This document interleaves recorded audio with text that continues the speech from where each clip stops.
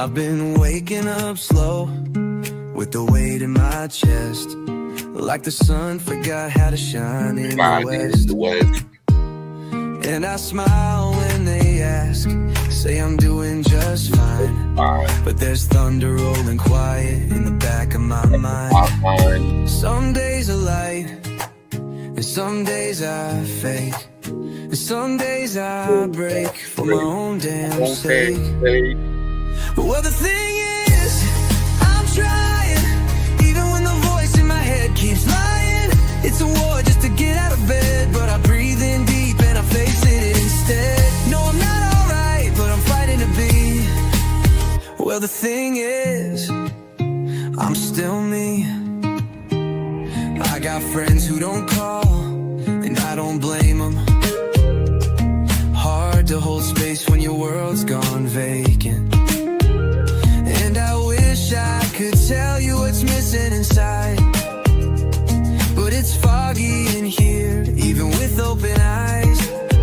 I wear my silence like armor, I know, but there's hope in the cracks where the light starts to show. Well, the thing is, I'm healing, even when I don't trust what I'm feeling. Every scar is a line in my song, every stumble's a sign I've been walking this long. And I don't have a map, but I've got my feet. Well, the thing is, I'm still me. I won't lie and say it's easy, but I won't hide the storm inside. If you're walking through the darkness, take my hand, we'll walk side by side. Well, the thing is, we're learning, and the fire in our hearts keeps burning. Even when the night feels too long, the strength in the fact we go on. So if you're not okay, let this song set you free. 'Cause the thing is, you're still you, and that's still enough for me.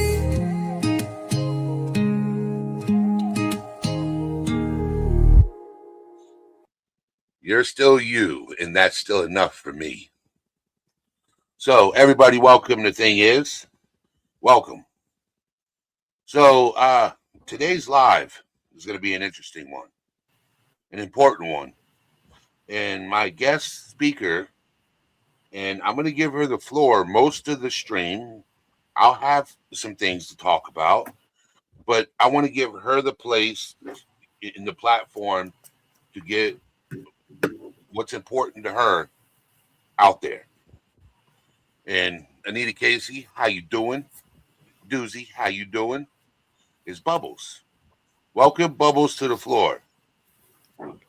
How you doing, Bubbles? Hey, everybody. Hey, good. How are you guys? So, some of you guys know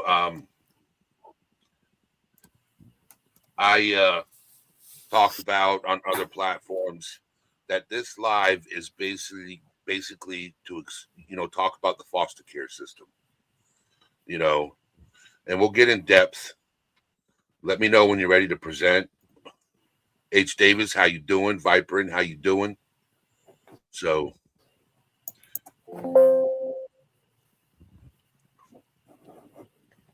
What's H? So, and this is, I think we're going to do a 2-part series to this. I talked to Bubbles in the background, and I'm interesting. I think it would be interesting to do a 2-part series for this. What's going on, H. Davis? You crying tears of joy? What's up? Oh, what's wrong? What do you think? He's like, I'm crying tears of joy. Is it your graduation? Oh. Did you graduate, H. Davis? Matthew, how you doing?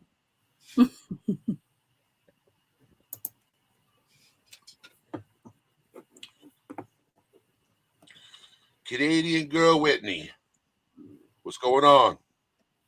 Oh, I gotta do something. Hold on. I'm gonna really piss some people off today. On purpose. On purpose.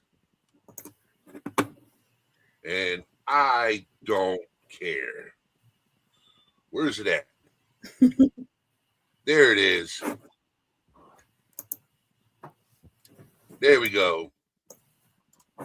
Just for you. What Kai did Sport. you do? You'll see.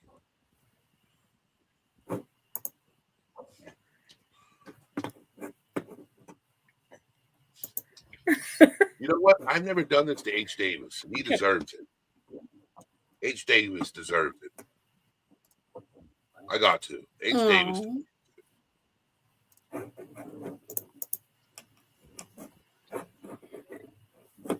I'm downloading the other PowerPoint real fast. So it's going to be a PowerPoint presentation. So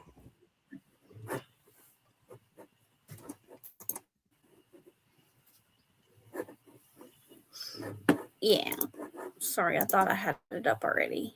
It was a different it's one. okay. It's okay. You know, we got time. You know, people are still coming in.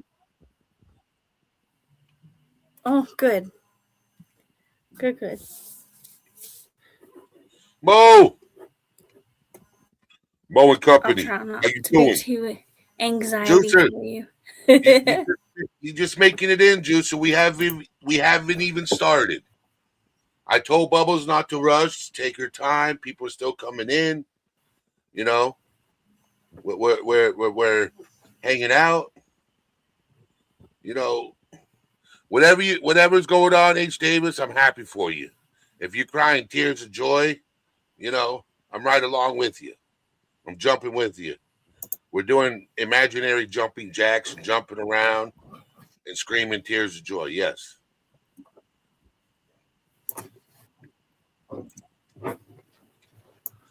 So, Juicer, if you haven't heard,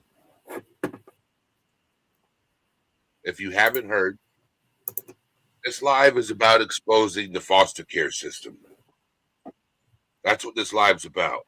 We're getting it ready. We're getting it set up. You know, technology, you know, it's stressful. You know.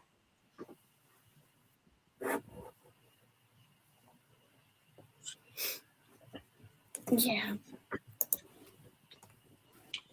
And this live might be triggering for a lot of people.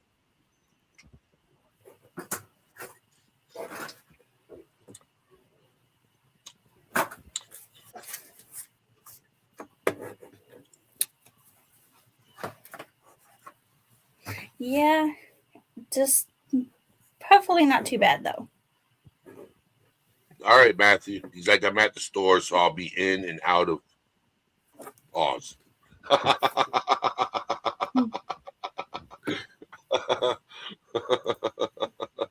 He's at the store.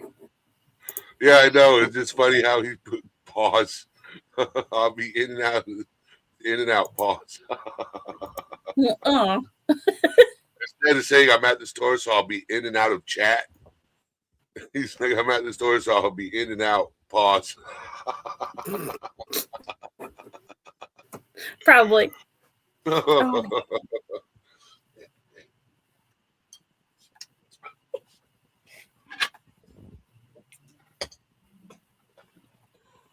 So yesterday,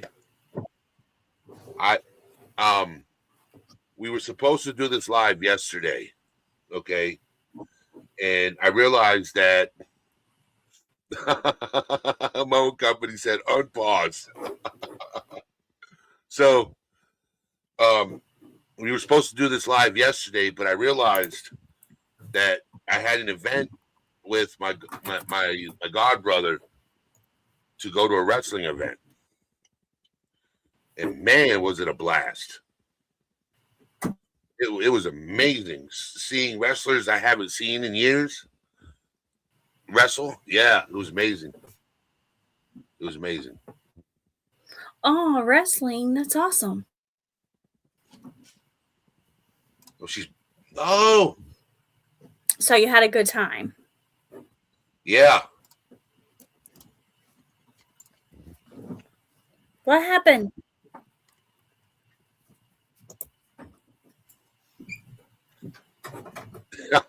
What's up, Sam? Sammy.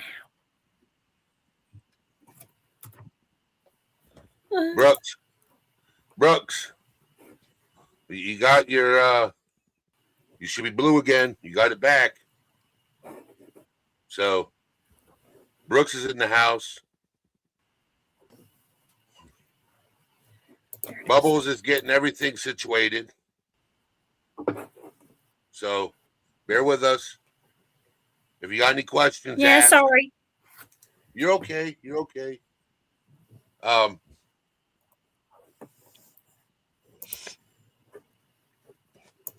Let me cam up so you guys can see me. Oh.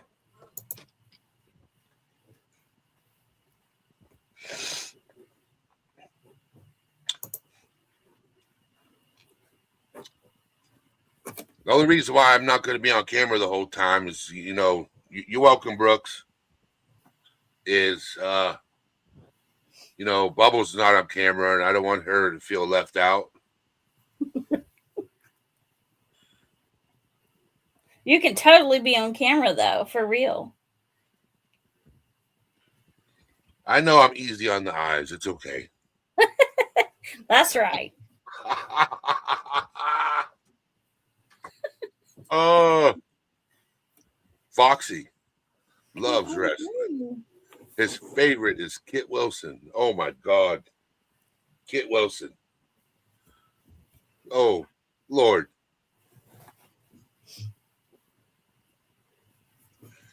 We need to take the toxicity out of wrestling.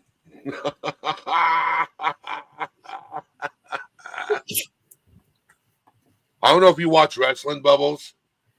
Okay. Yeah. All right. So I got to see Karrion Kross, aka Killer Kross. I got to see Austin Aries. I saw Matt Riddle.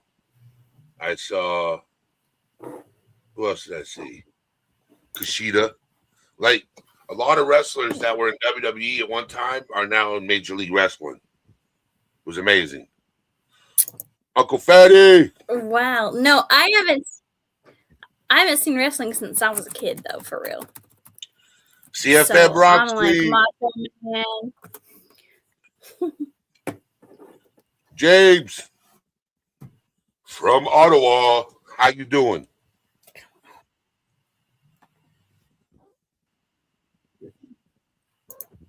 Sand.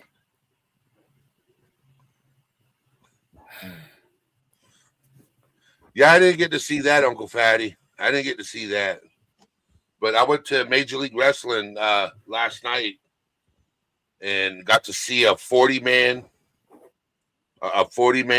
battle royal. They call it Battle Riot. It was over the top, pinfall submission, no disqualification. Man, they had trash cans in the ring, kendo sticks, man, everything. So it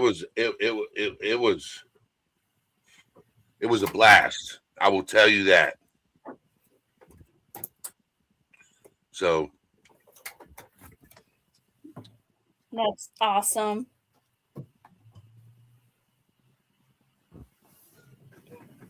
yeah, Okay, yes. old school did WCW action. Yep.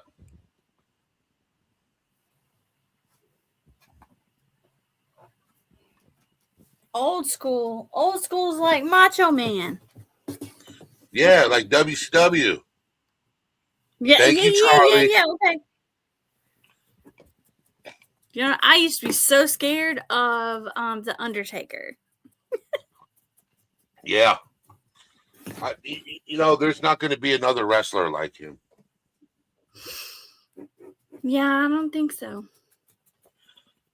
You getting everything pulled up? I am. I'm almost there. Okay. So, Okay. but that's what I did yesterday. Last night. It was fun. I had a blast. I'm so glad to hear that. Yeah, it's all the good brothers. Luke, Doc Gallows and Carl Anderson was there. The Coffee Brothers. Bishop Dyer, a.k.a. Baron Corbin, was there with Diedrich, tag team champions. Yeah, it was amazing. Yep, it was amazing. We had a blast. Yeah, I think that's right. I'm so glad that you went. I think this is the right thing. Okay. Yeah. Okay. We haven't even started, Aya. All right. Let's pull it up. All right.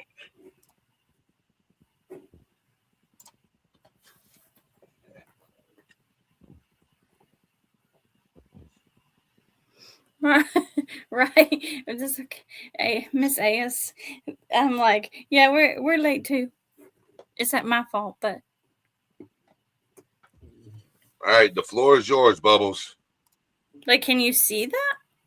Yeah, I can see it. It says behind the files and case plans, the mental health reality of children in foster care.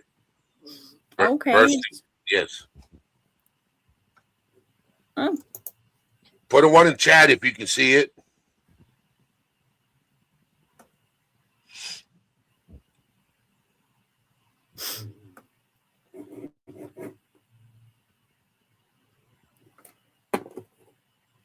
Do they?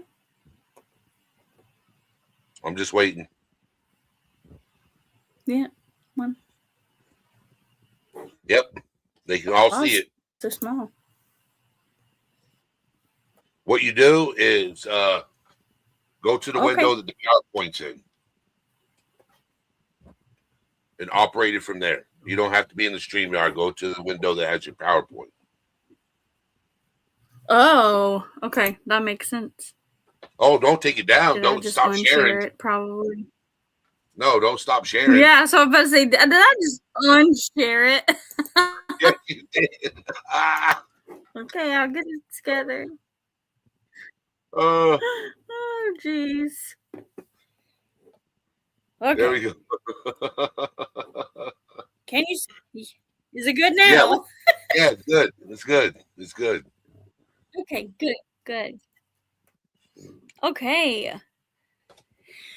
Hi, everyone. All right, so we're going to talk about this today. But like I was telling Eddie, I try to be as neutral as possible.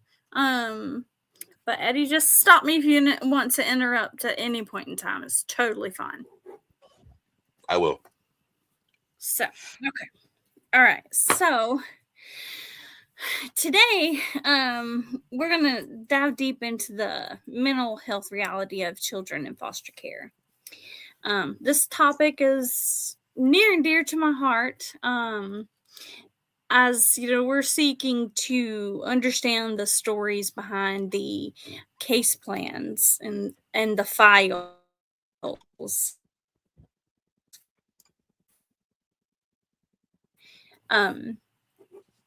One second. I gotta figure out how to change. So first, let's acknowledge the silence surrounding the mental health struggles of these children.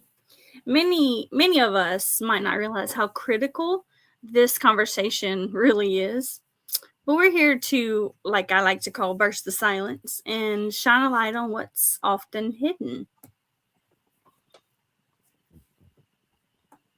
I'm navigating on two different computers. Sorry. So you want me to read each PowerPoint and you discuss it? You are absolutely welcome to do that. Yes. Okay. So I'm not anti-child safety. I'm pro-accountability. Foster care was created to protect children from harm. What I want to talk about today is what happens when the system itself becomes a source of trauma. Right. Thank you. So, to follow up, as we proceed, keep in mind that our aim here is to foster understanding and empathy. We want to ensure these children's voices are heard and their experience is validated, moving beyond statistics and human stories behind them.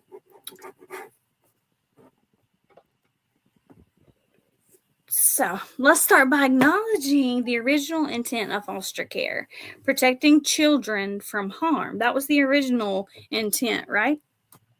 Yep. Well, but today, I'm going to delve a little deeper into a critical issue when the very system designed to protect becomes a source of trauma itself. So now, it's important to clarify this. I'm not exactly like, as the slide says, I'm not against child safety because it's vital to have that, obviously, and the system is in place.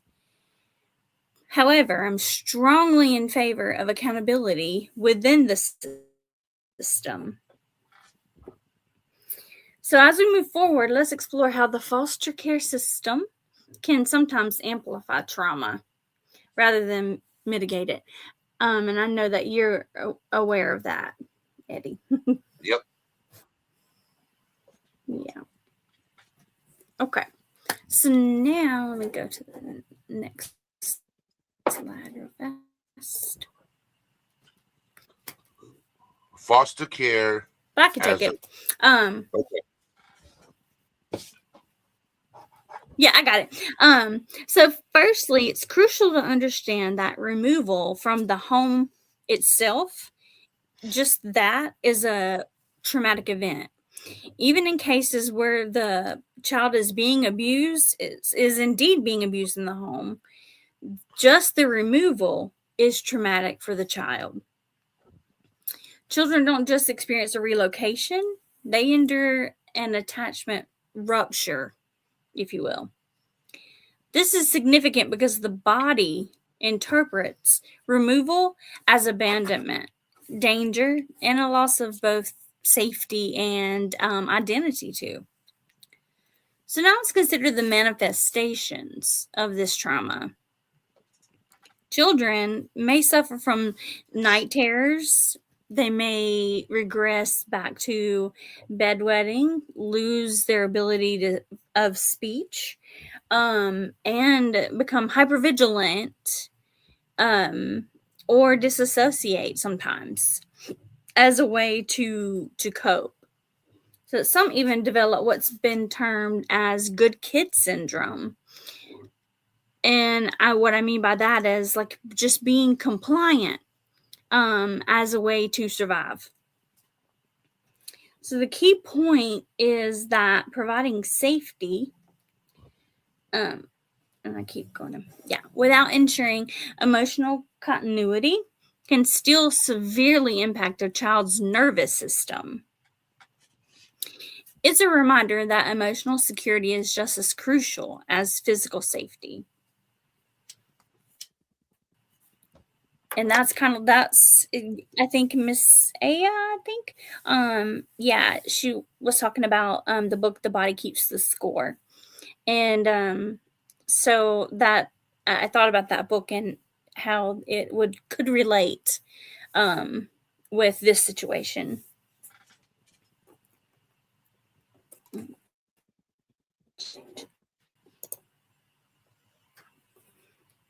Now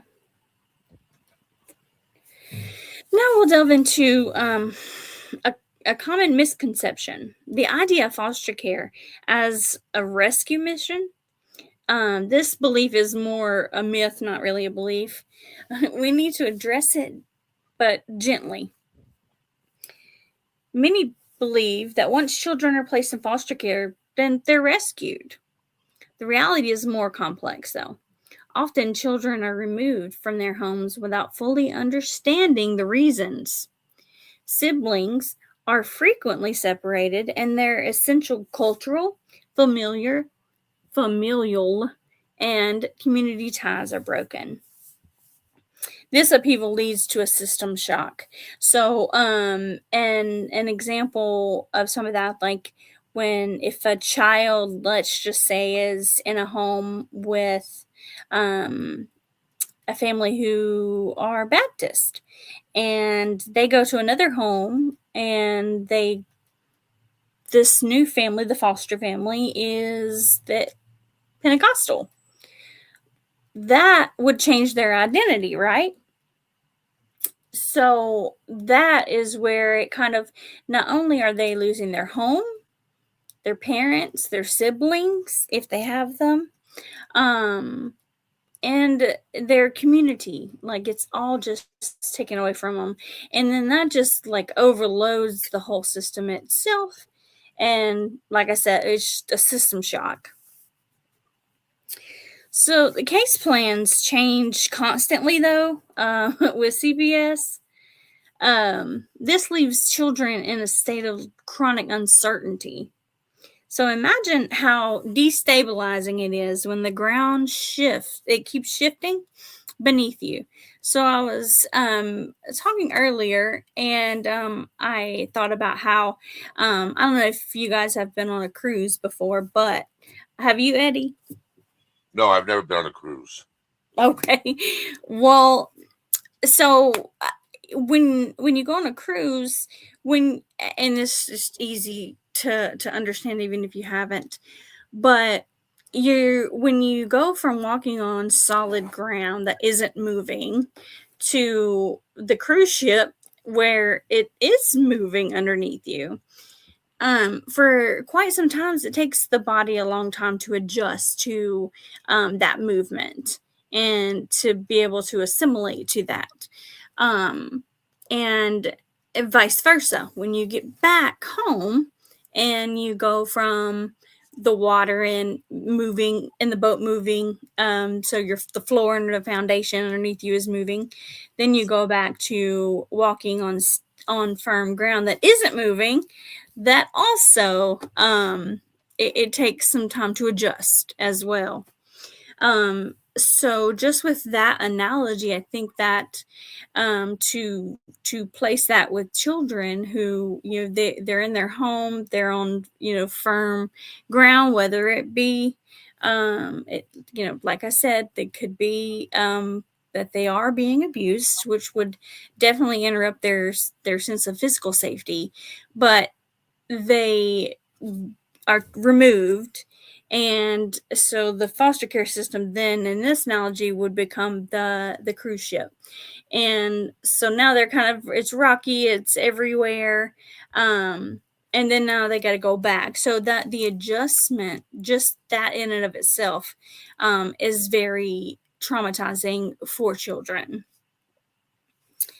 So I could go a lot deeper in that, but I think I'll just leave it there for now. But let me see. Sorry, I got two computers.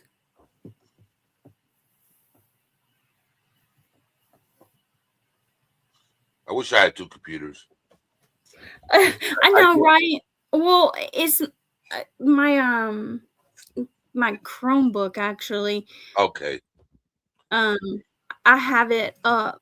Because this was before I thought I was going to send this to you, and you were going to do the screen sharing. So, but totally fine either way. I want to break that down, the myth of rescue versus reality of shocks, system shock. Okay, so I go ahead. I experienced what she's talking about as a child. I was old enough to remember. Okay. I was actually 12 years old. And when you go from one way of life to another way of life, it in having to accept it is very difficult.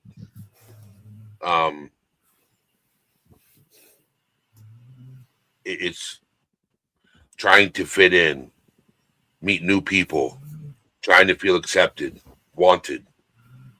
It's difficult. change isn't easy. Sometimes we have to accept it, but still, for a child, change is harder for a child to accept than it is for an adult, in my opinion. Oh, absolutely, I agree. And I think that's one of the things that I was when I said I could go like further, is the impact that it has on a child's brain who. And depending, that also still depends on the age of the child. But if they're removed from their home during a time of like important developmental stages, this interrupts that big time. Yep. Yeah, so see, that's the trauma part, and that's where I was like, I could keep going, but I was just gonna try to keep it like a little bit surface. I guess initially, right? Since we're gonna do more. Yeah. Okay. Awesome. All right, so I'm back on track now. So, all right, remember, you cannot heal trauma by creating more instability. So this phrase captures the essence of our discussion. True healing requires stability and understanding, not additional chaos. Is that the next slide, number 5? Mm-hmm. You want to click on it? Yeah. That's exactly where I was headed next. Yeah. You could see it. Cheater. Just playing. And here's here's a funny for you. So I had a quiz that I was supposed to do in the beginning before I got started, and it totally left my head. So I'm actually gonna pause, do the quiz real quick, and it's short, and no reason for anybody to panic over having to take a test. But I think that for the most part, you guys will be pretty good. Are you ready for your test, Eddie? Yeah.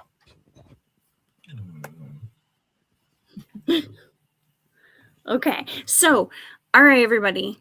So put it in the chat. Answer. Okay, so answer in the chat is what I was trying to say. And again, it's more of a reflective kind of think about things versus a pop quiz, if that makes sense. So, all right, number 1. Is it true or false? Removing a child from an unsafe home automatically makes them safer.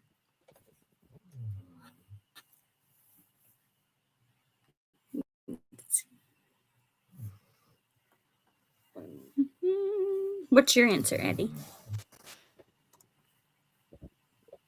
False. That's my answer. I'm going to say false. Yeah. That's a lot. So, a couple of different people are saying false. Yep. Yep. Yay. Okay. So, and what I'm going to do is I'm going to ask these again after we're finished, just to see if, there are any different thought processes. All right. Number 2.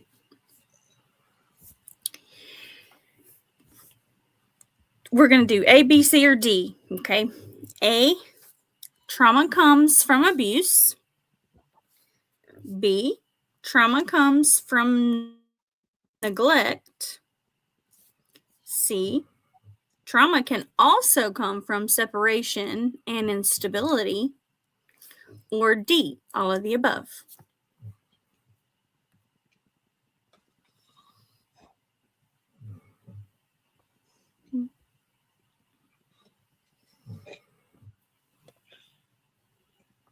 I would say D. I was reflecting on my childhood one day, right? Yeah. And I remember when I was a child, I was 5, and me and my mom were homeless. And this is the Panhandle. And I remember me and my mom sleeping on picnic benches. Hmm. You know, and my mom could have given me up, but she didn't. You know, Yeah. and she didn't give up on me either. And she could have. Because being a single parent, you know, and struggling, it makes the person want to give up their child, and hopefully they go to a better place. Well, my mother never gave up on me. So that speaks volumes for your mom. Yep. I don't want to say like it would be a absolute bad thing if a parent just knows that there's absolutely no way that they could give their child not even not just a good home, but be able to even just take care of them. I think it would be a selfless act if they decided to allow their child to be adopted. However, I think it speaks strongly of the strength and the will of your mom. And I know that you love your mommy. Yep. And so, like, that makes me smile because, you know, some people just aren't strong enough and don't have the strength that she did to be able to continue. But it does speak volumes for someone who says, you know what, I just know I can't. And instead of being selfish, I'm going to not think of just my feelings, but what would be best for my child. So I think that speaks volumes too. Does that make sense? Yeah, it does. Okay, good. But yay for your mommy. Okay. So, I'm gonna go on to the next question. Yeah. Okay. All right. True or false? Behavioral issues in foster care children usually mean the child needs discipline or medication.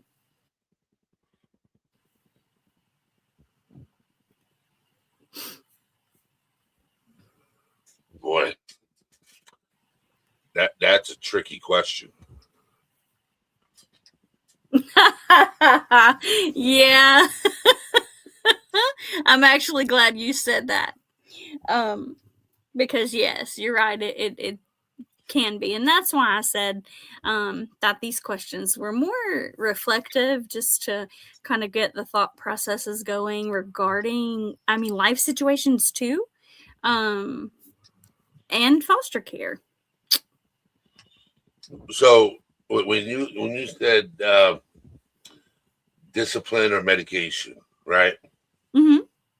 So it depends on the level of discipline, right? Okay. Right. Usually,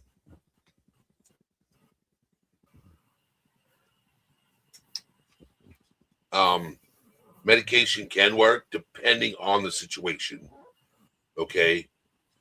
But discipline, it depends on the level of discipline. In my humble opinion, I was a very troubled kid growing up. And I wish when I was growing up, I got the discipline I needed. I didn't. So I was a bad child growing up. And if I would have got the discipline I needed at a younger age, my life probably would have turned out differently. But my mom couldn't control me. I think I took a lot of anger out. I was a very angry child because of my childhood, what I went through. And I didn't know how to talk about it. I didn't know how to release it. I was afraid.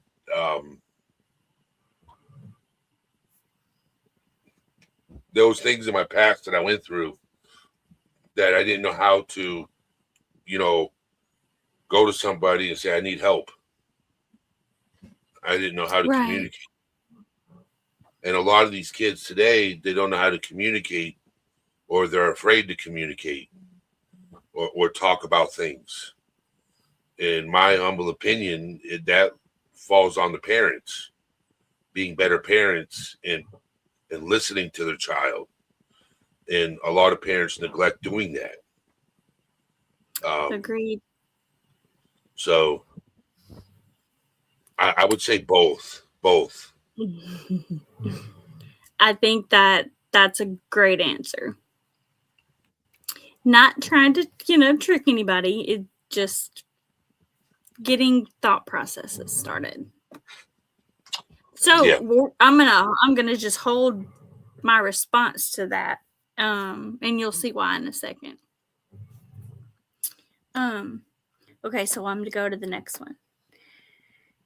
Okay, true or false? Foster care is designed to heal children from trauma.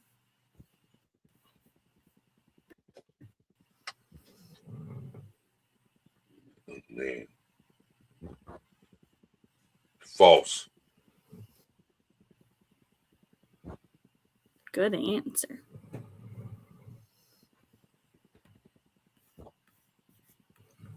Yeah, we're gonna. I'm watching the answers and stuff in the chat too. I wanna point out something, right? My buddy, my friend Sam said, I want to highlight a comment. I'm gonna read it out. Sam said, when you and I were growing up, Eddie, we weren't supposed to communicate. Boys don't cry or talk. You provide and deal.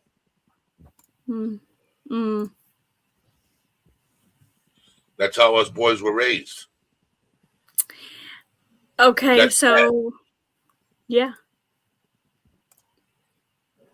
Did you say that's sad? That is sad. Yeah. I didn't want to, my goal isn't to like step on toes or, speak in a derogatory manner about anybody or their parents. But like you guys just opened that can of worms when it comes to just the relationship between parents, their children, and then the system as well. Yep. Yeah. Okay, so I'm going to ask these two questions, and then I'm going to jump back to finish the information that I brought. Okay, so this is technically multiple choice. So, children who grow up in foster care generally have outcomes similar to their peers. Is this A, true, B, false, or C, not sure?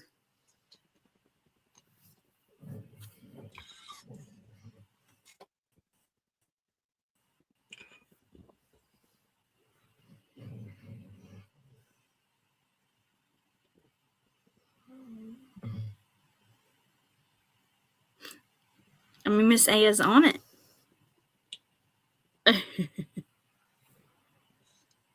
False. Nomad asked me to read it again. I'll read it real fast. Children who grow up in foster care generally have outcomes similar to their peers. Okay. I'm going to change my answer. Now explain why I'm going to change my answer. Okay. I'm going to say not sure. Okay. And I'll explain why I said not sure from my experience. Okay. Okay. The first 3 foster homes I went into weren't that great. There was issues. But the last foster home I went to was amazing. She was amazing. Okay. She cared. She showed interest. She, was a loving foster mom. You know, Right. she didn't. A lot of foster parents do it for a paycheck. Okay, she did it because she loved taking care of children. You know, and keeping them safe and helping them recover from whatever trauma they were going through. You know, Yeah. that's why I said not sure, because there are foster parents out there that literally care about children. They become the ones who adopt them. Okay. Now there are foster care parents out there that do it for a check, and I don't like those foster parents. You get into foster care because Agreed. you want to take care of that child. You want to get that child out of, but we know deeper that the foster care system is corrupt. You know, we know this. Right. I'm going to stop right there. I'm going to stop right there. No, I mean, you're just adding just more meat to the potatoes, and or vice versa, however you want to think it. Okay, one more question. True or false? Foster care is the only safe option when families struggle. Read that again.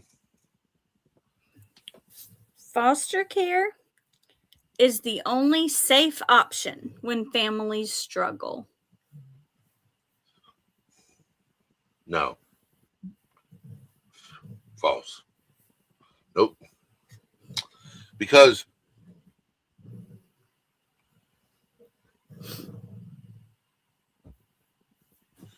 I from my personal experience, okay, and knowing people, all right, is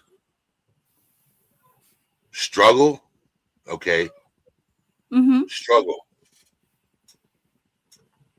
Now I'm going to ask the chat, does struggling make you stronger mentally? That's a good question. Does struggling make you stronger mentally?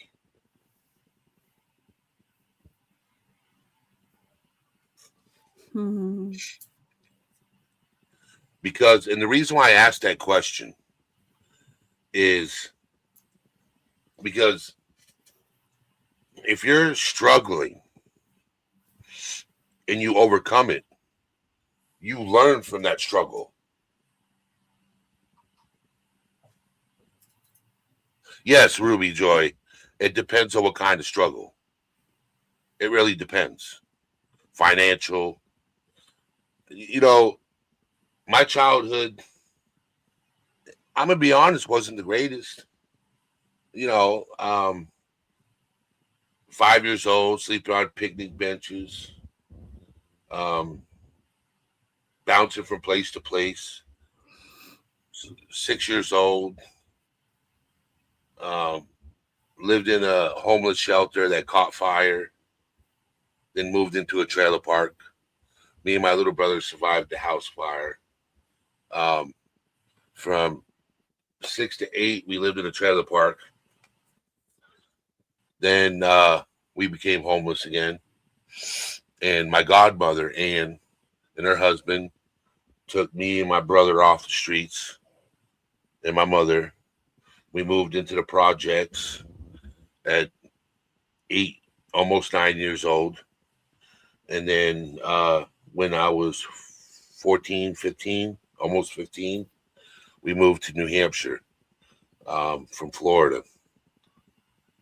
So, you know, up until I was 15, I will tell you, it was a struggle. My whole life, childhood was a struggle.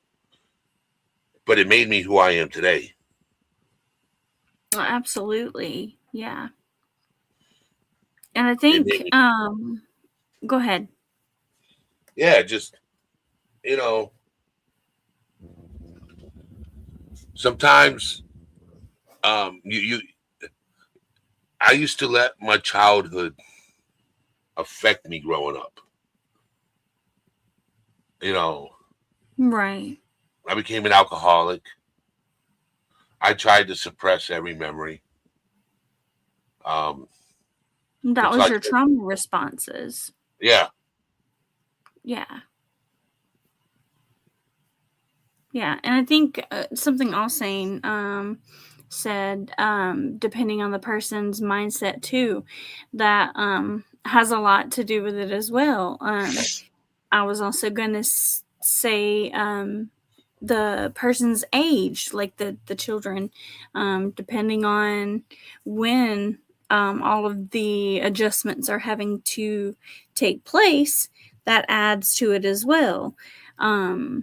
I mean, there are so many aspects of it. So that's why it was kind of an overall question. yeah. So that's a deep question when you ask that question. Yeah. Like Yeah. every person in this chat would have a different response. Right, exactly, because we're all different. So, and trauma just in and of itself it's individual. Like you can have two people.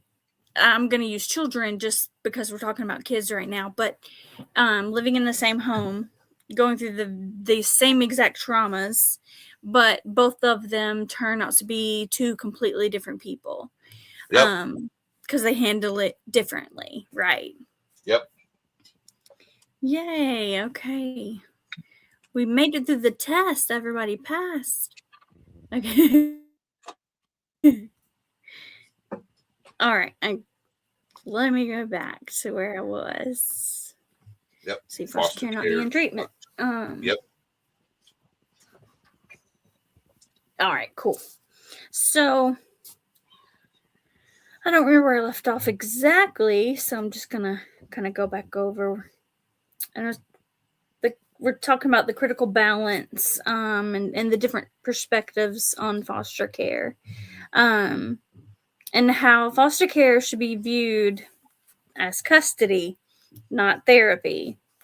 And this distinction is crucial because many foster homes lack trauma-informed training. The absence of such training often leads to misinterpretation of children's behaviors, which are actually expressions of their trauma rather than pathological issues. That is the reason I said I would pause and not say anything in regards to when you were answering a moment ago, Eddie. Yeah. Because I knew that was coming up. And additional things too. But so, moreover, the use of medication to manage behaviors frequently linked to trauma responses is prevalent. So, this practice often results in children being placed in residential facilities rather than receiving the therapeutic care that they need while remaining in one home, and instead they're often bounced around, which just exacerbates the trauma and the trauma responses. Access to therapy is inconsistently available, and when it is available, it's often delayed, which also adds to the child's trauma. But a vital insight to remember is a child's behavior is communication, not pathology. So you were talking about communication earlier as well. Yep. Yeah. So this statement highlights the importance of interpreting children's actions as a cry for help rather than a diagnostic issue. And foster care, as it stands, is not an effective treatment plan for trauma. And we kind of just even discussed about that already. So now we're going to talk about just superficially, because I could be here all night long talking about this particular aspect of it. But we'll delve a little bit into the incentives within the foster care system. But it's crucial to understand these incentives without veering, because we could get into conspiracy theories as well. Matthew, I don't know if you're watching, but anyway, just kidding. So first, there's significant issue with how funding is allocated. We all hear, follow the money, follow the money. Well, indeed, follow the money. It's often tied to the removal and placement of children, not the reunification of families, which is supposed to be their number one goal. This can shift the focus away from healing and towards procedural goals. And I feel like at this point, we're not keeping the best thing for the children in the forefront. So moreover, the system's short timelines prioritize paperwork over meaningful healing processes. This can lead to high caseloads, resulting in burnout among social workers and increasing the likelihood of mistakes in handling crises and cases. Additionally, private clinics, not-for-profit, or for-profit placements, rather, introduce financial motives that can conflict with the best interest of the child. Sorry, I was already saying that earlier. But as a key point, remember, when funding follows removal, families become liabilities instead of partners. And this just highlights how the system might inadvertently view families as obstacles rather than allies. And with that said, do you know where I was headed with that, Eddie? The for-profit placements. Mm-hmm. And the fact that how all of this highlights how the system might look at a family like, y'all are in our way, instead of using them as allies. We need to get them out of the way so we can go ahead and get this child adopted out, because there is major incentives to getting the kids adopted. There's lots of money that comes along with that. So that's where I was headed there with that. The revolving door of foster care. Let's dive into the statistics that highlight the real impact of the foster care system on children. First, we see significantly higher rates of PTSD, depression, substance use, incarceration, and homelessness among those who've been in foster care. But another critical point is the experiencing of aging out without any safety net, which often leads to a loss of lifelong relational anchors.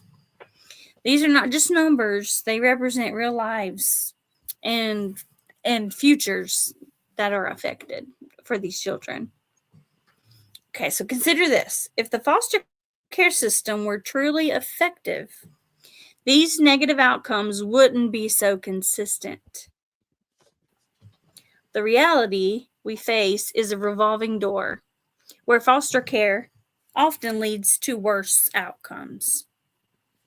Not in all cases, of course, but in a lot, right? Yep. Now,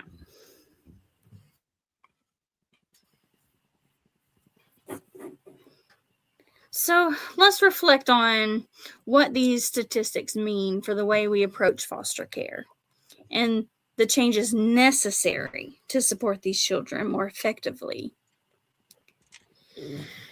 Okay, so now we're going to shift our focus to what children actually need, and unfortunately, what they rarely receive. It's crucial to emphasize the importance of family preservation whenever it can be done safely. And that, like I said earlier, is supposed to be the number one goal, but preservation and reunification. But that's most time not the case. Children thrive when they can stay connected to their roots and maintain their bonds. But again, I want to reiterate, as long as it can be done safely. Kinship care should be prioritized over placements with strangers. And I've seen a lot of people answering the questions in chat and talking about how others being able to step in and help. And the line that was it Hillary Clinton who talked about raising a village, or it takes a village raising a village. It takes a village to raise a child. I think some people might interpret that a little bit differently.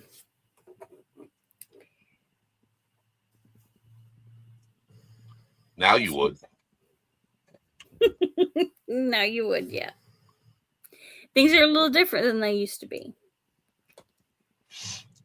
Okay. So back to kinship care, though. Kinship, they don't exactly have to be family members. They can be family friends but trusted family friends. But that's on the caseworker to ensure the safety. However, caseworkers don't they usually don't go towards kinship care.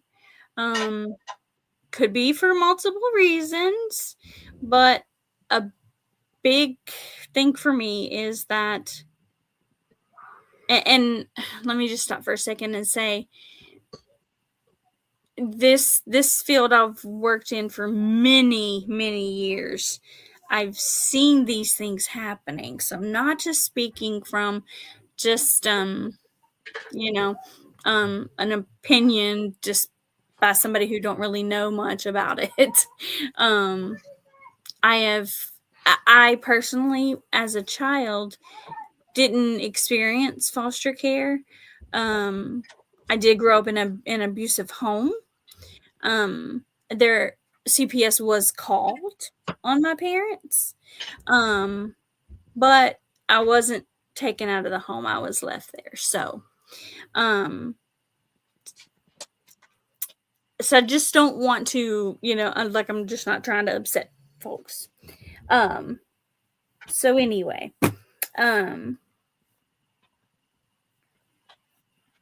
one of the important things keeping siblings together is vital in preserving their family ties and emotional support systems. But there's not always the availability of homes, and I get that. I get that there are lots of reasons that kids are separated, but I just think that it's definitely not prioritized. I feel like the caseworkers, and again, not all of them, but a lot of them, do just focus on what's going to be best for themselves versus the children. And by that, I mean their pocketbooks. Because that leading to the fact that the monetary gain is significantly different when you actually try to put a child with family or within the kinship care plan. They don't get as much funding. Okay. So we also need to foster parents who are trauma informed and not just ticking boxes on a checklist, but truly understanding and addressing the unique needs of each child. Real training can make a world of difference here. And as you mentioned earlier, there are foster families who are indeed in it for the right reasons. And there are a lot of great outcomes from those, but they're few and far between, unfortunately. Okay, in terms of mental health care, it should, I'm thinking how to say that. I think the healthcare field itself, it should prioritize repairing relationships rather than enforcing compliance. And when I say the mental health care part, I guess I neglected to say that CPS or DCFS, wherever you are, is called something different in multiple places, but they don't they talk a lot of good game. They say, you know, we have this and that to help the kids, and we have you know, therapy available and whatnot, but just when saying that they're prioritizing the kids' mental health, I just don't I just don't, I can't get behind that exactly, if that makes sense. Yep. Oh, good. I'm glad you're still there. All right. So, importantly, we must listen to the child's voice because they deserve to be heard in decisions that are affecting their lives. And as a matter of fact, I used to tell some of my kids, more so my teenagers, who would say, you know, like, well, why are you even asking me? You know, like, you guys just talk to my parents. I don't care what I think about it. And they often would mistake me for being a CPS worker, and I would have to correct them real quick, like, don't curse me like that. I work with reunification and preservation, so keeping them in the home or getting them back to their home. So I would tell them, I'm like, look, you're the reason that I'm even in your home. So, and my famous line with them is, nothing about you without you. And that always seems to help the kid feel more validated, seen, involved, somebody cares. And I'm sure that makes sense to you, Eddie. It does. Whew. All right, we're close to being done.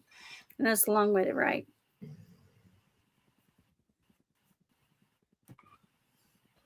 So where CPS fails children emotionally. So we'll talk about CPS and how often falls short in supporting children emotionally. We're talking about a system that's designed primarily for risk management, liability avoidance, and adhering to bureaucratic timelines. But what do children truly need? They need nervous system safety, relational continuity, and long-term healing, which is not priority in this system. You know, intent does not. Go ahead. What I was going to say is, back to the last slide, I spaced it, is therapy is very important. Very important. Just putting that out there. It's more important than medication. Yeah. I'd continue. Agreed. Okay. So just remember, intent does not cancel impact.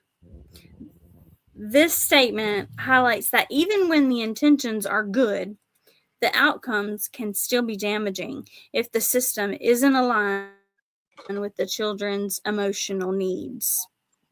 It's crucial to address these systemic issues honestly, without attacking individuals, to truly make a difference in the lives of these children.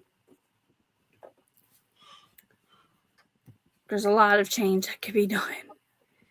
I went back to the wrong one. So as we wrap up, let's reflect on crucial concept. Protecting children should never mean breaking them away from everyone they love and calling it help. Children thrive on connections, on feeling safe, while surrounded by familiar faces. The challenge lies in holding them safe without destroying their sense of belonging. This requires courage and honesty from all of us. We must be willing to tell the truth about what isn't working within our systems. So only then can we create environments where children are truly supported and understood. Okay, thank you guys for listening to me rant on. But I do want to say that this is anything that I put in the presentation. I can back it up. And this, if anybody wants to scan the QR code, it'll take you to my list of sources that I got. Anything that I said, that's where I got it from. If anybody's interested in that. That's my receipts, Eddie. Twin Mama, you still in here?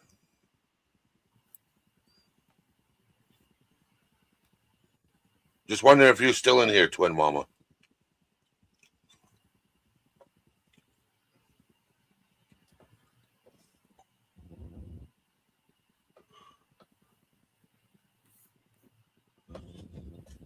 Would you like to come up on? Yeah. Would you like to come up on panel, Twin Mama?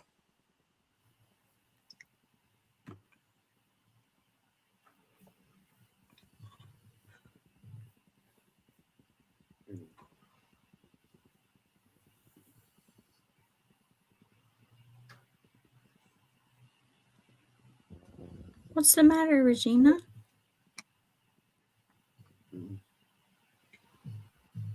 Oh, thank you, Juicer.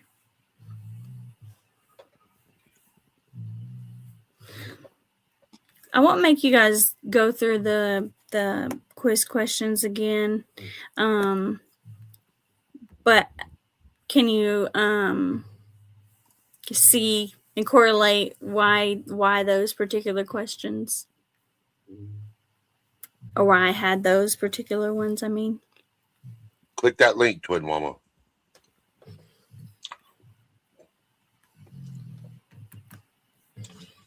And if Twin Mama is able to come up on panel, hold on. Let's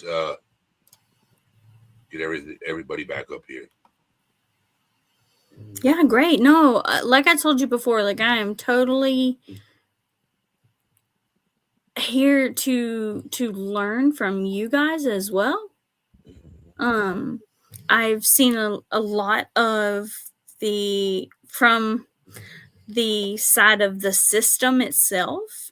I did have the privilege of being able to be involved in some of the aspects of foster care. All right, hold on. Yeah, go ahead. Let me see if this is Twin Mama. Give me just a second. Yeah. When I did the presentation. Mm-hmm. Hold on. I'm trying to get everybody back up here. Back to normal? No. StreamYard is acting up. Of course it is. Oh my God. That's not what I want to do. Come on, StreamYard.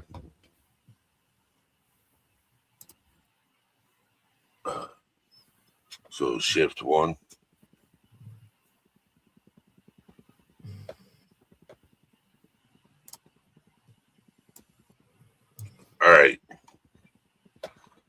Let me pull up Twin Mama.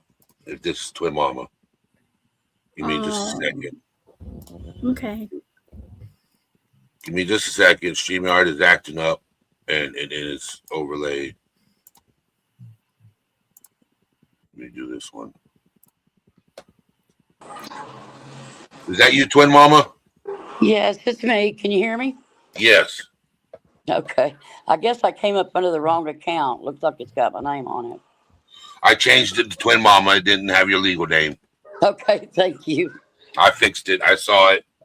I'm like, yeah, let me change this real quick so she don't dox herself. Yes, thank you so much. Yeah. So I met you over in Charlie's stream earlier, Mm-hmm. and you were a foster parent, right? I was, yes. And then you adopted your twins. I have actually adopted 4. I have 4 adopted children and 1 biological. And I am fixing to be 60 years old. My twins are 9. So Wow. if that tells you something, yeah. Wow. Thank you. Absolutely. I got the boys, the twins, straight out of the hospital. And I worked through Choctaw Nation. And so I had gotten a call, I guess it was a text that they sent out to all the foster parents that they had a set of twins that was just born. And, who would be interested in taking twins? Well, I'm right by that hospital and I'm screaming on there, me, me, me. So, yeah, I whipped in there and started taking care of them from birth. And they came home with me about 10 days later. Wow. The other 2 that I adopted, they were older. A boy was 9 and his sister was 12. And I just couldn't send them back, into foster care with the things that I know about foster care as well. I knew that I might not be the best mom, but I knew I wouldn't hurt them. I wouldn't damage them in any way, and I'd try to help them as best I could. So I just couldn't let any of them go. Yes, ma'am. If I'd had a bigger home, I would have a lot more kids. I would take them as many as I could. I believe you just from listening to you for just a couple of minutes. Thank you for being the person that you are. No, thank you. I don't know what to say. I'm humbled by I don't know what to say. I just love them all. Right. No, absolutely. And just, just loving them is almost everything that they need. You're right. You're right. Yeah. So what made you get into it? Well, I worked through the nation as a domestic violence advocate. Wow. So, you see a lot of the kids, that come out of those domestic violence, homes. And it would just break my heart because they would go into foster. I had one lady whose baby was ripped from her, from the DHS. And yeah, and she hadn't done anything. She really hadn't, and I knew she hadn't because I had been seeing her. And she hid from them, wouldn't answer the door. And then later she left and went down to Walgreens to get some medicine or something, and they had followed her and got the baby. Took him right away from her. It was awful. Wow. Oh. So I would see things like that because I was working, kind of on the inside, I guess you'd say. And so I knew it. It was a Choctaw baby. So, I contacted our Indian Child Welfare Service. They stepped in and basically trumped over DHS, got the baby back, and gave him back to his mom. So it took about a week. Wow. And it was, were you on a reservation? No, I'm in Oklahoma. We just recently, I guess they just recently declared most all of Oklahoma now as a reservation. So there's not like you would see out in the Navajo or Hopi or something like that, where they have like things set up for them. It's just anywhere that a Choctaw native lives becomes a reservation. Right. Okay. Right. I got you. Okay. I just, and then I know things are done differently on the reservations as far as like, and then with CPS as well. So that's why I was asking. Yeah, yeah.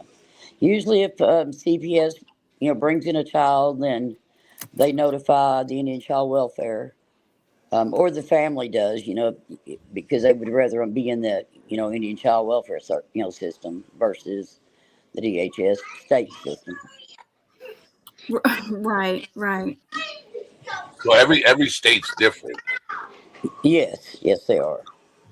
because in some cases I've seen it is CPS will take the kids away from the parents and give them to a family member and break the rules and let the parents see the children when they're not supposed to.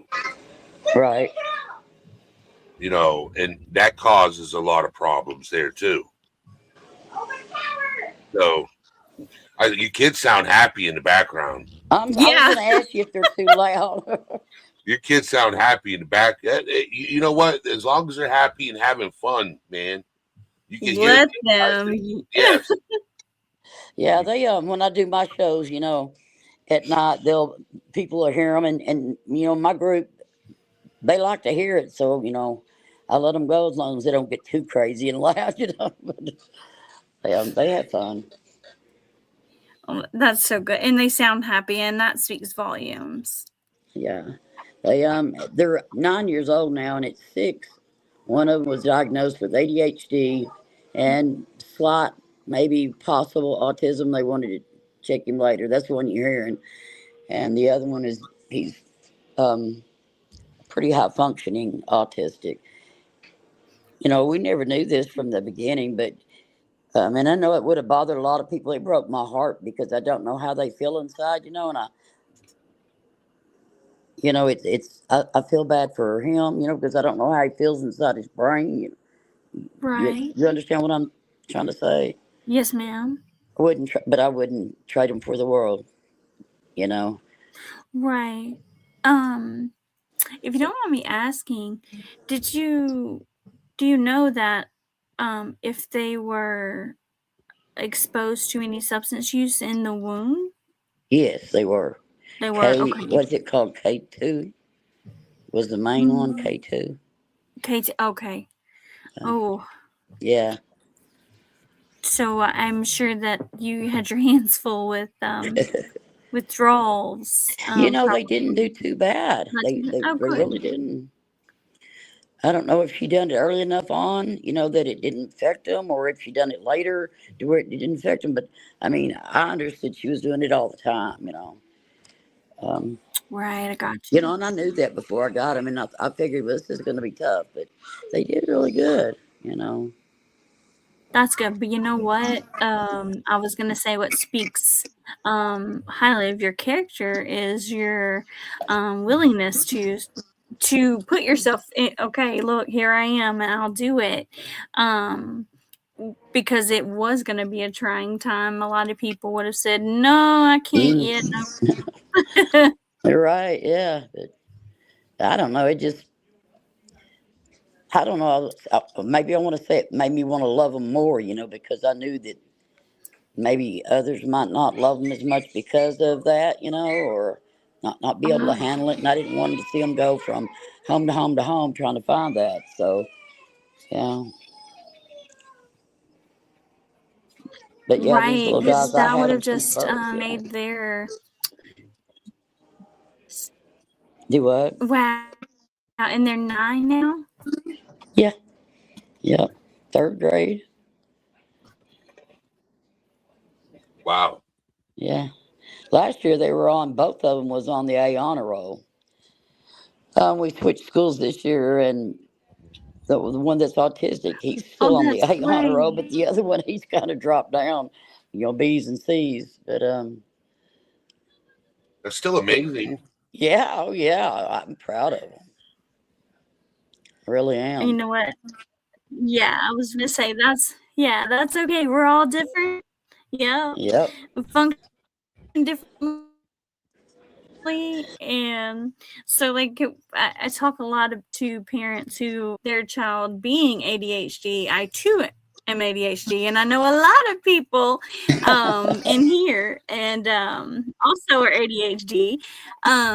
So that is so trying, but with the right person in the child's life, and it's evident that you were placed there for a reason, because just the bond with just one healthy adult will change the chemicals and the development of the brain for the child, and like completely reverse the effects that trauma had on the child. And so again, thank you for that. Oh, absolutely. Me and the one with the ADHD, I think what helps him is him and I banter. We have such a good relationship that we banter back and forth. He's very witty. I mean, he could be a stand-up comedian. He's very witty, and so we banter back and forth, and to me that I don't know, it makes it feel like that we can, and we can talk to each other. That's lagging. I'm lagging.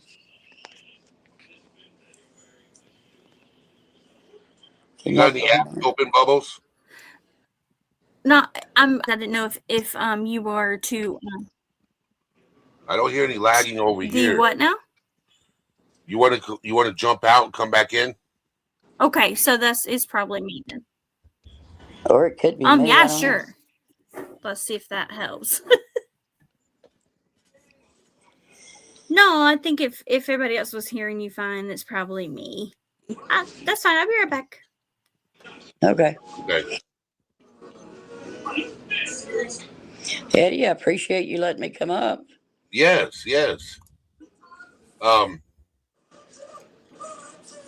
me pull her back up.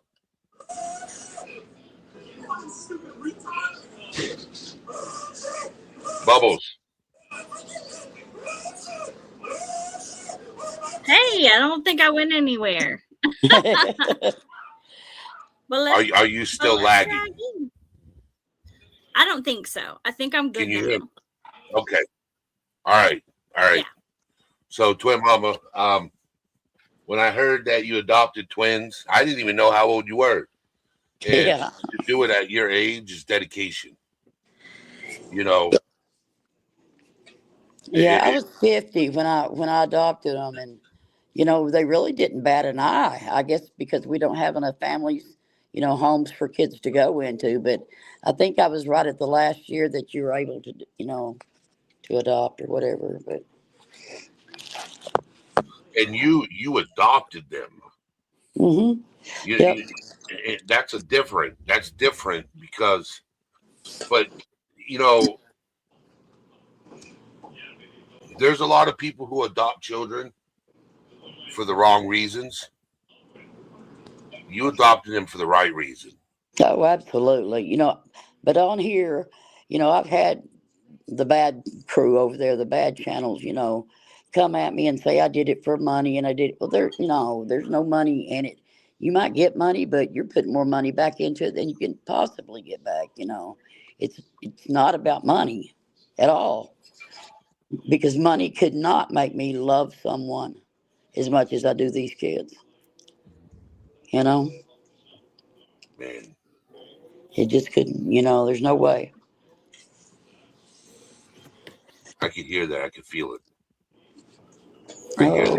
Man, I fight for these boys, and I do. Like I said, I've had to on here many times.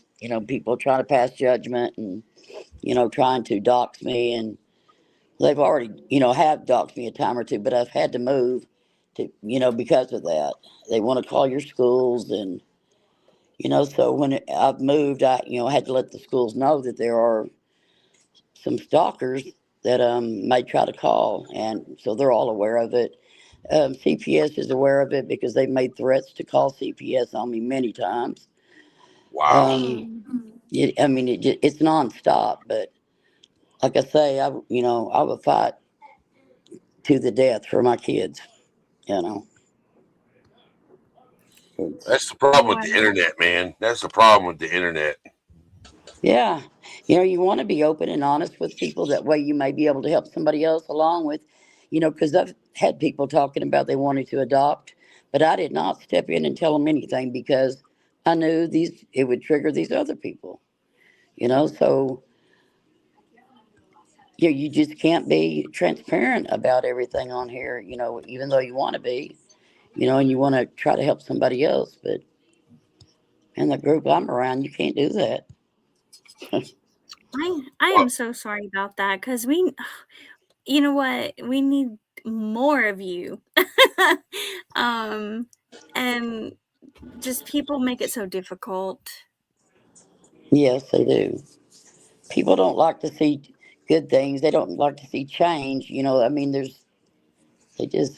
and then I think people just flat out mean, the ones I'm dealing with anyway.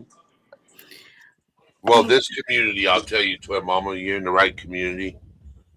This community over here, it is a safe community. We look out for each other. We protect each other. That's awesome. Yeah. Yes. There's Charlie sending love. She's like, hey, Twin Mama, beautiful. Oh, I know. I love Charlie. So, but Charlie can tell you, since she's been here, she's seen this community. Yeah, we don't play around. We protect each other. So. That's good. Yep. Hey, Eddie, I got to shout out my mama. She's in the chat. Yeah, Miss Chewy. Miss Chewy's Hello, in the Mama. house.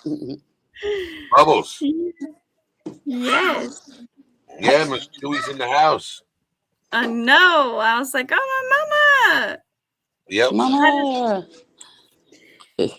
So, I will tell you this. I've learned this about Charlie, right? He's my co-host, okay? Mm-hmm. And, man, you cross one of her friends, Oh, yeah. she coming for you. Yes, she does. Bless her heart. So, you cross one of her friends, she's going to rip you a new soul. Right. You snagged her before I did, but me and her was going to do some stuff, together too, eventually. So, yeah. I've seen... Hey, Twin Mama, can What? No, I'm sorry, Eddie. Go ahead, Bubbles. I was just gonna ask, if you don't mind me asking, were you a foster parent prior to adopting? Yes. Okay. I'm sorry, you probably said that and I missed it. So I'm curious of how CPS treated you as far as like getting funding for you for the children. What'd that look like? Everything seemed to go pretty good. Anytime I needed anything, they would, they were right there on it. But I also had the Choctaw Nation backing me too, so Okay. that helped here. And I'm in a small community too, so. Okay, I got you. I think that makes a big difference when it comes to that, and it shouldn't. I think that CPS has funding and for a reason, and I've just seen the funding just misused. Right. And sadly, okay, so here's one of my arguments.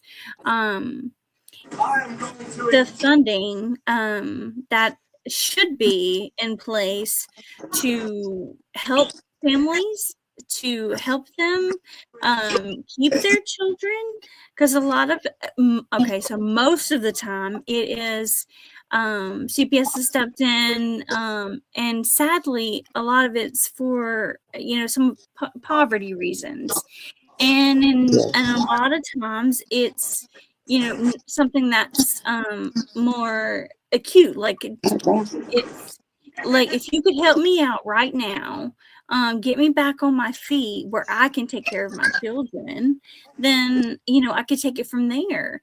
But instead of helping mom or dad up, they just step on top of their heads even further.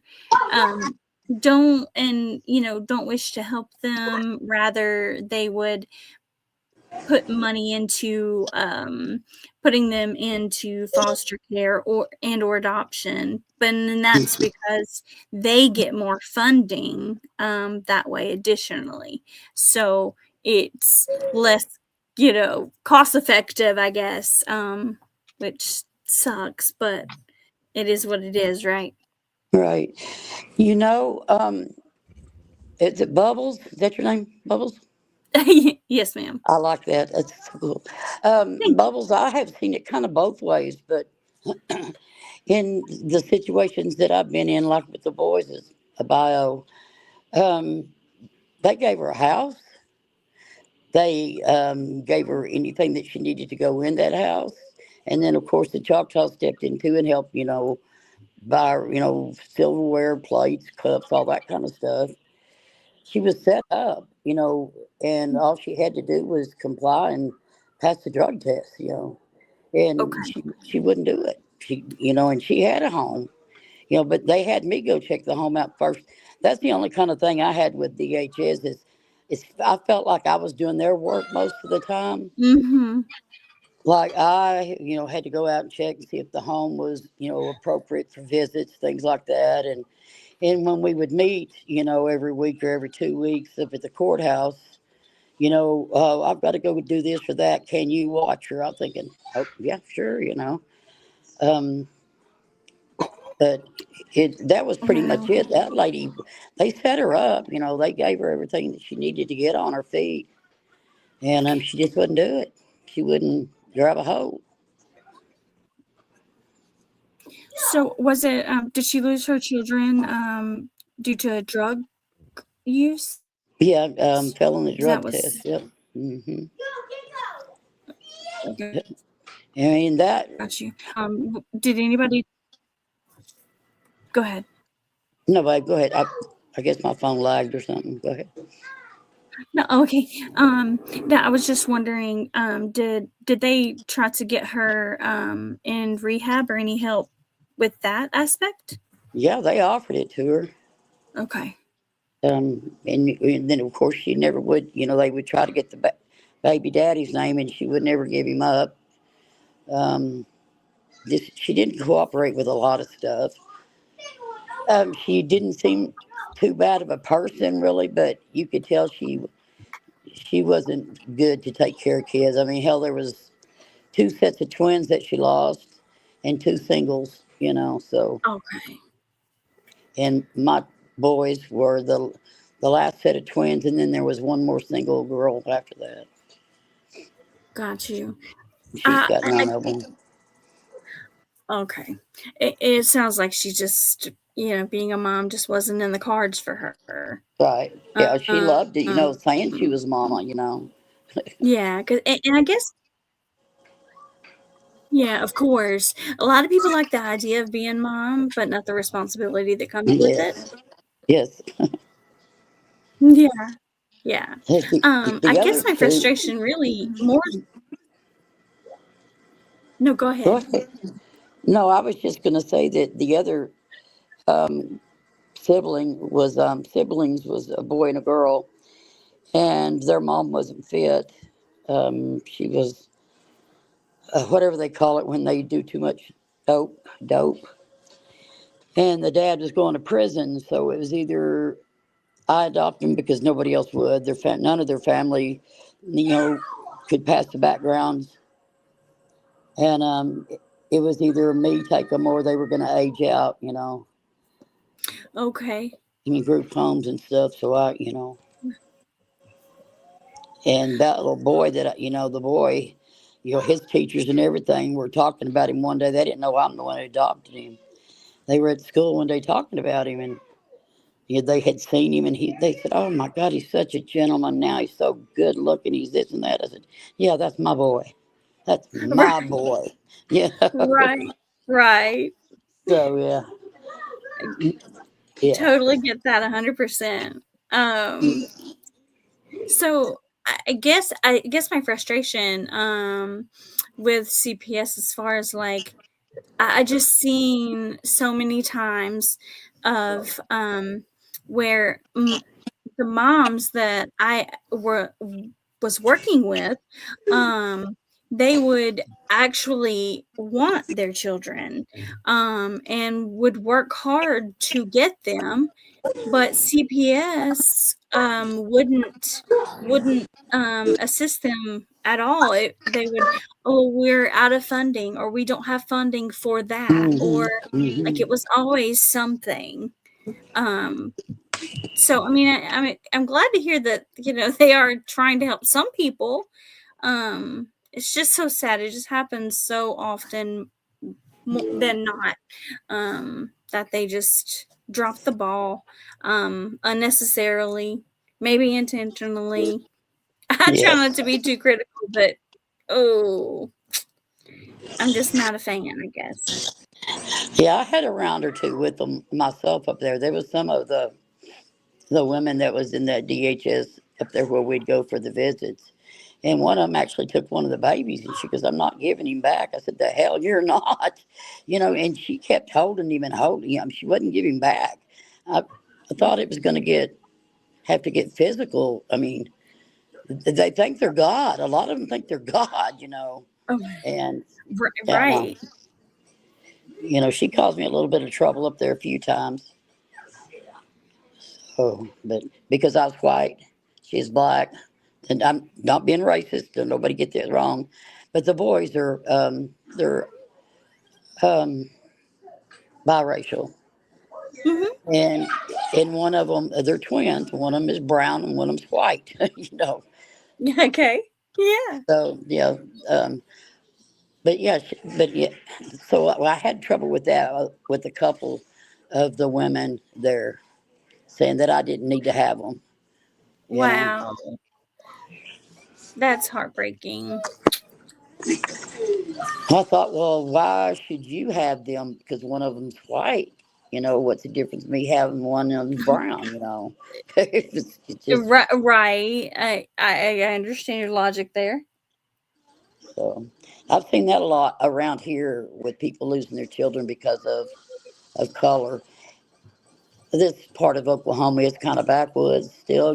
They still live in the 60s, 70s as far as stuff like that goes. So we're okay. I got you. Got you. I had another question and I've lost it. Let me think.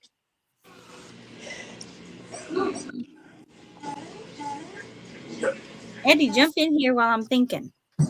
Well, I'm impressed with her story. Right. Yeah. It's when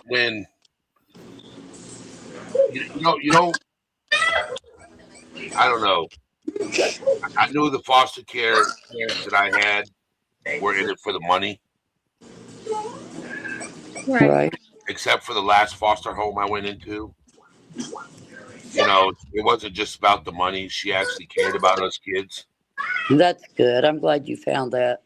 I'm glad you found that. I never forgot her name. We'll give her a shout out. Right. Well, I was thinking, do you talk with her? I've been looking for her, trying to find her.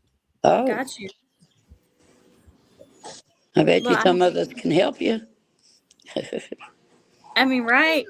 There's sleuths everywhere. Yes, they are. I'm connected to some good ones. That's great. It's good to have some sleuths in your pocket. Yes, definitely. But I've Not for had a any lot of, malicious reasons, of course. yeah, right. Yeah, I've had, lots of different little kids come through, during the time that I was fostering. And, I had like a 3 sibling group of girls, and they were awesome. I mean, it was just awesome. But you could tell, their mom didn't teach them a whole lot. They um, almost as if they were behind the times. You say that, and that it so the program that I was just speaking about was like preservation or reunification. So just like how do we keep them in their home, or how do we get them back in their home? Right. And but I tell you, there have been times that I'm sitting and don't get me wrong, like I I have a fairly good amount of patience, but there's some moms also that like I'm like, okay, I realize that this is the way you were, this is how you were raised. 100%, Right. I get it. But like we got to think differently when it comes to, because I am someone who, I don't think that discipline, I think it's needs to be more individualized. Yes. um because right, like because kids are different, they think differently, their brains develop like we all are different. And so just because if oh well, I hear this all the time. Well, my dad, Yeah. he just gave me a red back end. Well, okay, but that's not always gonna work with all kids. So now granted, they'll say, but CPS says that I can spank them. I'm like, oh yeah. And but they also say, well, don't leave any marks. Yep. But like just so I get like and where you're coming from as far as like in mentality of the parents as well for me. And they're like, just listen. If it was working your way, do you think we'd be where we are right now? Right. Exactly. Right. And so like I would go into the homes and I would say to them, listen, I'm not CPS, so I just, and I couldn't say what I wanted to say. I wanted to say, listen, I'm not their fan, right? But I couldn't say that. But I did my best to let them know, hey, I'm on your side. So I would go into the homes like no ID on, and like so that I'm like, hey, I'm on your level. So you gotta level with me here and be honest so I can help you. I want you to get your children back as well. So you got to team up with me here. So listen, just listen, Linda. Exactly. I had to do that many times when I was doing the domestic violence advocacy, because, like I say, most of the time their kids would get taken from them because the domestic violence would be in front of them. And I was trying to help this one lady get her kids back, and I knew she was supposed to. They were coming over to do a home inspection that morning. She lived about 60 miles from me, so I get up earlier so I can hustle over there to make sure she's got everything done. And I walk in and nothing's done. This house looks like a bulldozer came through it, and I'm asking her what in the hell happened. And she just falls to the floor crying. I don't know what to do. So she didn't know how Oh, to clean house. So I had to start from the very basics. oh And with yeah. only having a couple hours to teach her and get this done. Um, and of course after that I Right. continued to work with her on it. But yeah, she didn't know where to start. She was so overwhelmed. Every room was Oh my trash. goodness. you know Right. Right. And you know that you say that, and that makes me think about the generational trauma when it comes to CPS, because oftentimes the families, they, like, I would be talking with mom, and she would say, well, when I was growing up, like, my mom had CPS called on her too. So, you know, it was a learned behaviors. It was this is all I know. So it breaks my heart for them, and then I start advocating, hey, I need more time with this family to teach them how to clean a house, and a lot of times they would be like, no, just she needs to clean her house. But you don't understand, like, that sounds elementary, like it sounds like we'll just go clean, but there's a process. Now, granted, I'm not saying, you can't throw, you need to just throw all this junk away, right? But it just knowing what to use. What do you use? Yeah, Like, yeah, yeah, yeah. so yeah, I totally get that. I'm glad you said that. Yes, because I mean, people say that and it seems easy to them. That's because they've always seen it and they've always known how to do it. People that, like this lady, she had never seen her mom clean because her mom didn't clean. Right, So, right. So she just thought, you know what, this is how it's supposed to be. Like, if you don't know any better, then somebody's got to teach them. right. And I had one lady, she asked me, she goes, do you want a Coke or Dr. Pepper? I said, sure, because I love my Dr. Pepper. I said, yeah, I'll take a Dr. Pepper. Girl, she reaches over and grabs a dirty glass, just rinses it off. Then Oh, puts my Dr. Pepper in it. I'm like, oh, no, no, no. I'm really not that thirsty. I didn't want to be rude and said, no, that's not how we do it around here. right, right. Oh, yes, I can totally get that. Totally. But and one of the saddest, well, I say saddest, but it ended up being just, the story is, thankfully it turned out to be amazing. But to share with you guys really quickly, I had one of my parents who had been working to get her children back in, and she did have some substance use issues, but I was there with her and working with her, so I could see the determination, and yes, I know, like, they, a lot of people will just tell you what you want to hear, and just to get you out of their hair. But I could really tell this mom was, like, really trying hard, and I had been working with her for like 12 weeks or more at this point.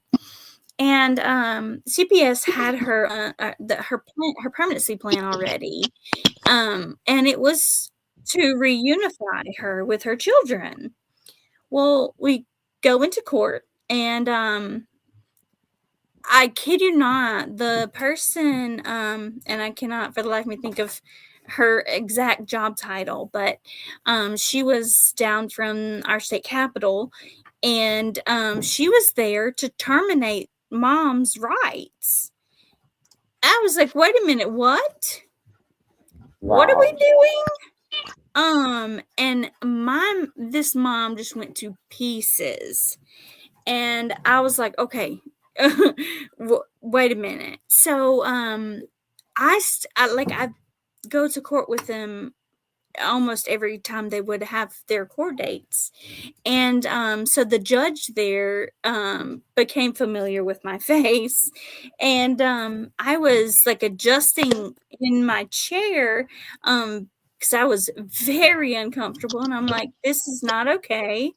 Why is she here? What are we doing? Like, we were blindsided. And so CPS gets up and blatantly lies to the judge. Tells the judge, mom has not done anything. on her case plan, her service plan. And I was just floored because that's the whole reason that they even sent this mom to us, was to reunify. That was the whole plan. So I was like, wait a minute. Well, the judge, I apparently grasped his attention, and he was like, I think she needs to talk to the mom's lawyer. So we go to recess, and the lawyer turns around to me, and he was a court appointed lawyer. So, it was pulling teeth to get a lot of stuff done, but he listened to me that day.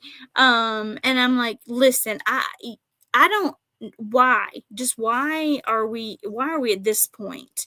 We jumped from the permanency plan being reunification to you're trying to terminate her rights today. Like, what's going on? And I said, please explain to me why CPS would even put them into our program to reunify if they were never planning to reunify. And so the lawyer was like, good point. Are you prepared to testify? And I was like, well, no, but absolutely. So I testified that day, and if looks could kill, yeah, I was getting the dirtiest looks from that particular CPS worker. But I was like, no, I have been with this family, and I explained it, and I was like, myself, when I go into these families, I get the checklist that CPS wants them to do. And so I know for a fact that she has done what's on this list. So negative, like I can prove it with my case notes, like, and so they were then in turn blindsided. So the judge, after I got finished, he was like, okay, let's recess again. And I was like, oh my gosh. Well, the judge decided to stop the termination. And so mom did not lose her children that day. And I was just floored, because why would this CPS worker just blatantly lie to the judge? Like, I don't get it. So I investigated a little further and discovered the reason. The foster family that had her children at the time, they were actually kinship. So they were literally trying to take the kids from mom. And instead of CPS worker being on mom's side, she pretended to be on mom's side. But really, the whole time, she had been telling the family that had the kids the whole time, yeah, you guys can adopt the children. Even though they were telling mom, no, we'll reunify. You got to do all these things that mom had been doing. Yet here we are. So that was when I was like, you know what? This system is so corrupt. It's not even funny. So that was when I was like, we got to talk about it.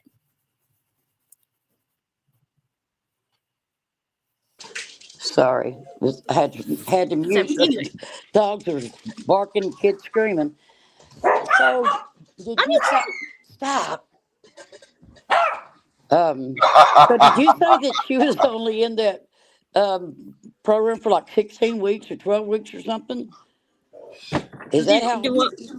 What was your question?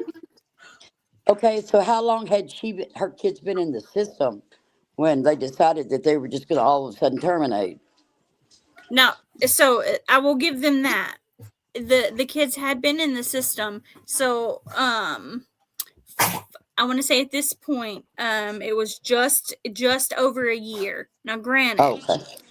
I get 100% that there are the timelines, and they do that on purpose. Like, all right, 2 weeks, after, and then 6 weeks after, like they have that set time, and then, but that's what they were doing. They were utilizing that as well to be able to put into, all right, this is going to be the permanency plan, is we're working to terminate rights instead of reunification. But where the problem lied was that, granted, mom in the very beginning, like the dad of the children had died, and she was grieving. She was just, and so she went backwards with her progress in being off of all the substances. Okay, Right. so, but with everything happening, and instead of the system looking at all the situation, and seeing why mom was doing what she was doing, they just, we're going to use this as leverage instead of helping mom and being real, that there's more to the situation than what's at hand. I just, it just did her so wrong, but you know what? She was trying. She was in the, like, initially in the first few months that they were in there, she did fall, but she kept getting back up and kept trying, and that's why they sent her to us. That was the whole point. But they, instead of seeing that she was making the progress and she was doing everything she needed to Right. do, they just, but it was all because the family wanted the children, and that was going to get them extra funding. Well, Yeah. see, like with my boys, it was 3 years. They gave her 3 years. Wow. Okay. Yeah. See, but yeah, I can see where you're going with that. Like, she had plenty of time. Right. Yeah. 3 years. Like, That's a long time. I mean, I get if you it. can't I get get your it. shit together, yeah. Yeah. And that lady, they only give her a year. That, Right. No, I totally get that. Yeah, that's crazy. It's all Yeah, in and that's what I think it's is, like, all in the workers' hands. It's what they say is what happens. And I think they give them way. Amen. You know what? Say that louder. Yes. They give them way too much power. Way too much. They do. And the funny thing is, which is actually really not funny, but just that very day in the court, I saw, my eyes were like wide open at that point, because I'm like, okay, the judge he's just listening to everything the CPS worker is telling him, not questioning a thing, not requiring proof of anything. And she's straight up lying to him. Oh, but she has immunity, so she can't be in trouble for that. Yeah. And Exactly. like, right. And the sad thing is, like, the community thinks, okay, well, in family court, like, all right, so judge is gonna have he's gonna make that decision. Okay, sure, but he doesn't do the research himself. He gets whatever CPS says, and he takes it at their word. And and that's a big issue for families by themselves. Like, they're not, I think lately, with everything happening the way it is, to include immigrant families, and I'm not, I can't, I won't dive deep into that, because I will, I'll be sitting up here in tears, so I'm not going to do that. But right. there, people, yeah, So, but I think that a lot of the problem is like nobody's looking at what the human cost is. Like what are we doing? Like what happened to humanity? What happened to, just looking at the situation, like with this mom, like she was trying, and yet just because this one particular worker just didn't care, and she Yeah. wanted the funding, and she, that was all that mattered to her, not mom and how that was going to ruin her life, taking her children from her. Right. And see, that was one of So, the things that I would teach the girls too, is you got to kiss, excuse my French, but you got to kiss their asses if you want your kids back. You've got to say, yes, ma'am, no, ma'am. And you got to do it because they have that God complex that, I could just go on and I could really go on. But my boys are in the room, yes. so I better not. Yeah, Right. No, I get it. But I'm picking up what you're laying down. right. I mean, I God, totally the people yeah. that they're picking on, and then just 50 miles down the road here, there's a 9-year-old little girl pregnant by her stepdad. Come on, you can't see that, Right.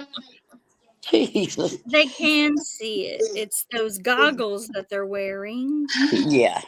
Like, this is my agenda, and this is what I'm gonna do. Oh, Regina, thank you. And just real fast, I just want to tell Regina, I saw that she had some questions that she wanted to ask. I'm Eddie, if you can get her like my email or whatever, I'm more than happy to talk with her. Yeah, I can't see the chat, so I can't see. I could get your email and give it to her later. Okay, perfect. Thank you. Sorry about that, Twin Mama. No, that's okay. I can't see the chat. I'm on my phone, so. Oh, I understand. I totally get it. And I was actually just alerted that that Miss Regina had a question, and I missed it. So Okay. I wanted to put that out there, and to thank her for her words as well. But thank you so much for everything that you do, Twin Mama, and thank you for letting me. Thank you for educating. Oh, absolutely. It is my heart. It's just where it's at. And you're at the beginning there. You're the one that's going to get them on the right path. Right. The sad thing is the red tape that Mm-hmm. in those programs that like even I couldn't cross those lines, if that makes sense. Mm-hmm. So I was like, nope. I'm nope, not after that. Because I just knew I was going to be in trouble at work. Because we're not supposed to, we're working alongside CPS. Like, you're not supposed to buck them. Right. But I'm sorry. Right is right. And that was just, and wrong is wrong. I mean, and that was wrong. Yeah. So what is it? What is your job? I mean, are you CASA or what? No, I love CASA though. Yeah. Yeah, CASA. Yeah, we need more. Mhm. But the program that like, I'm a social worker. I have my degree in social work, but I'm not a CPS worker. Just worked alongside them in a program that is called In Circle, and they are funded by CPS. Oh, So that gotcha. was the Okay. reason that I was like, whoop, no, I'm gonna be in trouble, but I don't care. I mean, I could not sit there and not say anything and watch them take that mom's rights away from her. So I did was like, that well, worker get in trouble? That CPS worker? Did she get reprimanded or anything? absolutely not. Yeah, sounds right. Mm-hmm. Huh. That just Wow. added to it. It just added to it for me. Like, I cannot sit here and justify this situation. And so that just kind of fueled the fire to speak out about the corruption there. Right. That lady was lucky to have you there with her. She was very You know what? lucky. It was. I have to say, you know, in my opinion, but it was totally God. Yes, I agree with that too. It was He put you divine there. ready, right? Because I mean, we had no idea, none at all. Yeah. You steal my ice out of my cup. Oh. Well, guys, I appreciate y'all having So me up here. And if y'all don't have any questions, I'll get out of here. Let y'all finish up. What? Or- Yeah, no, I think the only one question that I had was, I know I asked you about the funding as far as being foster, but when you switched to adopting the boys, did was there any further funding, or did that just automatically cut off for you? No, there's funding as long as you don't make, I think it's $1 million somewhere up there. It's pretty high. That they will still assist. It was a different amount. I can't remember if it was more or less because with their age changes, just like with CPS, when they, age, then they'll either get more, I believe it is. But I'm not sure if it was CPS or DHS or Choctaw. Excuse me, I've been sick for a while. Oh no. But yeah, after you adopt, you can still get assistance. You're still able to get assistance for them. I got you. So I wonder if that's, well, I say that I wonder if that's like state to state, but I know it's supposed to be a federal thing, but I also know that agencies do whatever the heck they want to do. So Right. I was just curious of how that worked for you and with your case. Yeah. Eddie, was there any questions in the chat for her? No, I didn't see any. Okay. Take the cup with you. Take the cup. You can have the cup. Take it. Well, thank you. He was filling my eyes. I know. I'm just playing. So, Like, thank you for coming up, Twin Mama. Absolutely. Anytime, just give me a holler and Bubbles. If you have any more questions or anything, just shout me out. Look me did up. I see you had a channel as well? I do. Wow. Okay. Cool. Did somebody drop your link in there? I don't know. I can't see. I can't see. I want to say I think they did. I think it Okay. was Charlie. Oh yeah, if Charlie's here, she probably did. Bless her heart.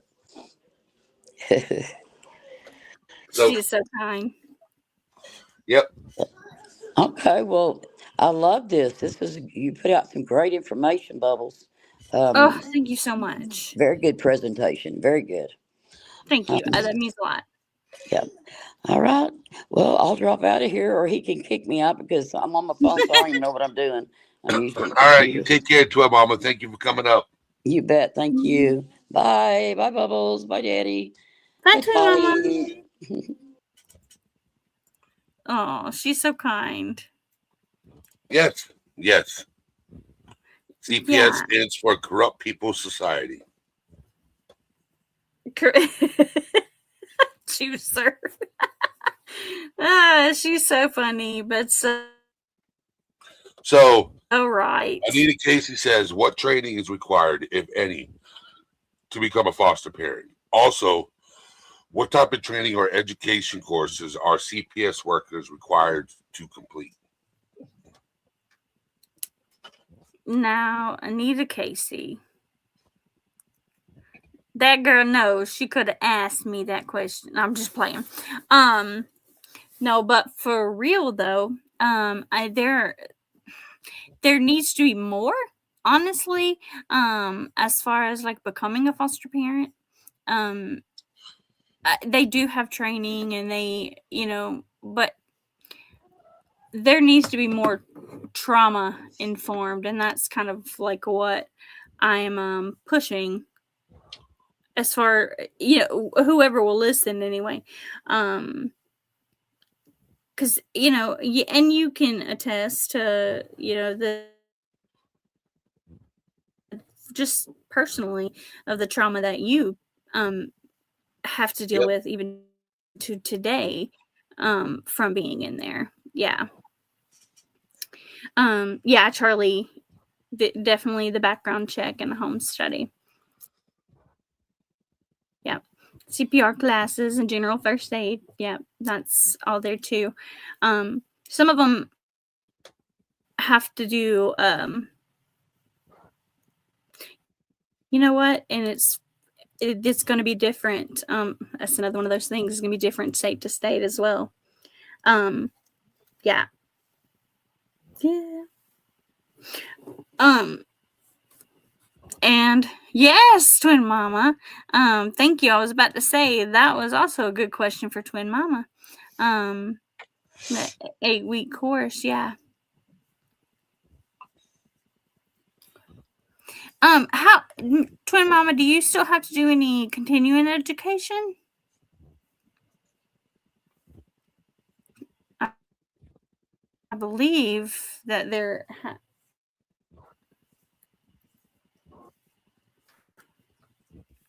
If it's not like if they don't, I don't want to step on toes, so I'm just gonna wait to see.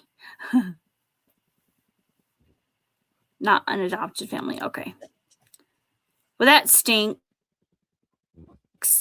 No, I think education is so important for everybody. Honestly, I think we all are lifelong learners, but for those taking care of kids, continuing education is super important, and I believe that they have to do continuing education as far as like on policies and just different things that come up, even trauma related, but they still need more of that.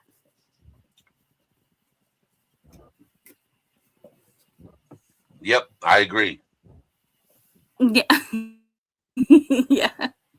More case, I think a lot of training is needed in a lot of cases. Right. And trauma affects so many people in so many different ways, and some people will say, okay, well I'm not just gonna baby somebody, or I'm not just gonna talk sweetly to this person or talk differently to this person because they had trauma in their life or whatnot. But I honestly don't think that, like, I know that the word trauma is thrown around a lot, like it's the new trend or something. Yep. But I honestly wonder, like, do these people really know the effects that trauma has, especially on children? And then even how the trauma affects them into their adulthood. Have you ever done an ACE study, Eddie? The ACE study? Uh-huh. No. That would actually be really cool to see what your ACE score would be, because in ACE is adverse childhood experiences, and it's just a study that was done on child, like what happens before the age of 18, trauma related, Yep. and then how that is connected to things that follow you into adulthood, and that goes anywhere from like relationships and things like that, but also like diabetes, heart conditions, like there's a lot that's connected back to your childhood, and it can be very validating. Like the higher your score, but you don't want a high score, but the higher your score is, that's your increase in risk of developing certain things into your adulthood. So yeah, mine's a pretty, pretty high score, which stinks, but it does answer questions for me, and it's validating because I do have a heart condition, and that and it deals with my nervous system.